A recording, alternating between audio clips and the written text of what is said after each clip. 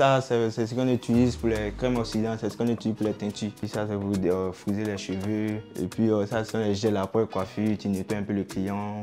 Lui, c'est Siepalm, un Ivoirien de 22 ans qui a rejoint en 2022 son père au titre du regroupement familial. Sauf que son père sur place devient violent, agressif et Siepalm se retrouve à la rue, seul. C'est là qu'il décide de rentrer en Côte d'Ivoire avant même l'expiration de son visa. Et là-bas, il ouvre un salon de coiffure. J'ai décidé de ne pas rentrer au pays les mains vides. Je devais avoir au moins quelque chose à faire ici. Et au début, c'était un peu difficile en arrivant ici. Il y a des gens qui disaient qu'il est parti en France, il est revenu, c'est cela. Quand je prends de l'eau chez ma tante là, et elle me donne un peu d'eau, je mets dans un seau et puis je rince la tête du client. Au début, quand on a ouvert le salon de coiffure, maintenant pour attirer la clientèle là, vu que c'est un nouveau, il y a plus de 3 salons de coiffure dans le quartier. Maintenant, toi, il faut chercher à te positionner, il faut chercher à attirer la clientèle et tout. S'il n'y avait rien, même là, c'était pas bon en fait. Ça serait très difficile vu que ma main ne travaille pas.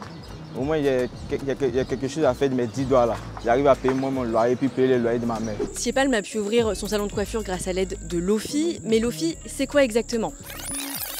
C'est l'Office français de l'immigration et de l'intégration.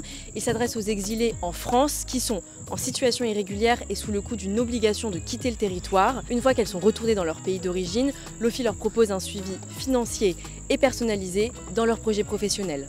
On va dire qu'en moyenne, nos migrants sont partis autour de 5 à 7 ans de séjour en Europe. Quand ils reviennent sur Abidjan, ils sont parfois déconnectés de la réalité économique du pays, de ce qui se passe aujourd'hui à Abidjan.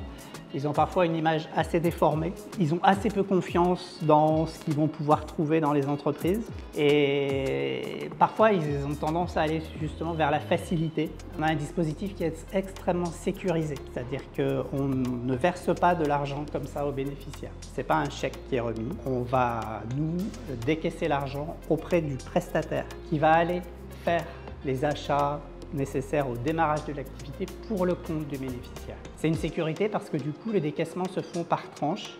Et en fait, on ne va débloquer la tranche suivante que si on a la garantie que la première tranche a bien été réalisée et qu'en plus, elle sert bien à l'activité. On a ensuite rencontré Nazer, un Ivoirien de 25 ans. Après son départ de France, lui a lancé son élevage de poulets.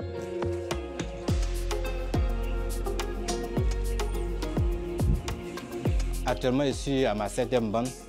Et ici, je reçois des poussins d'un jour et je les élève jusqu'à 35 jours pour avoir un poids moyen de 1,5 kg. Et un poulet coûte 2000 francs l'unité. Le retour, ça a été facile pour moi. Une fois ici, j'ai effectué des nouveaux stades de perfectionnement, ce qui m'a permis de rencontrer des grossistes qui a facilité la vente de mes poulets. Actuellement, j'ai un employé. Je suis aussi un entrepreneur au plan professionnel. J'arrive à me défendre dans la vie active.